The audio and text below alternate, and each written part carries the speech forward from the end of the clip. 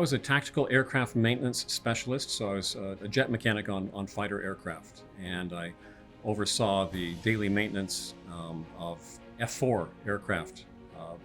And the ones I worked on laterally for the last couple of years were reconnaissance aircraft.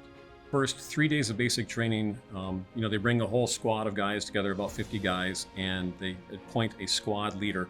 And the squad leader was, after 3 days, he had a mental breakdown and they had to send him to the hospital. And so they asked me to be shouldn't say asked, they told me to be the squad leader. And because I was trying to calm everyone down during the chaos. And it seemed like that was a pattern that repeated itself throughout the service. I always ended up, in charge of crews of people. So my time in the military really changed how I thought about a lot of things. It changed how I thought about organizations and sort of how you run things and work together in a unit. And so I think I learned a lot of skills that helped me direct my teams. It also changed just my perspective on the world. Having lived in Japan for a couple of years really opened my eyes to what international business could be like. And so that's really where my career took me, was actually international business for several years before I came to Tyler.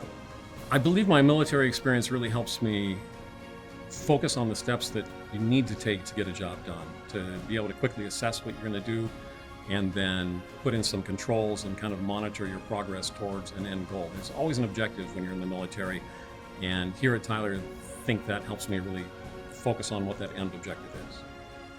We serve the people who serve the public, and so, in the military, we were committed to the citizens of the United States and serving them and protecting them.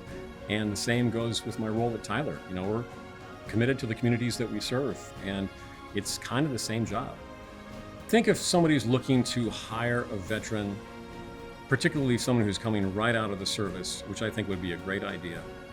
It's hard for people to understand how hard it can be for a veteran to transition to civilian life.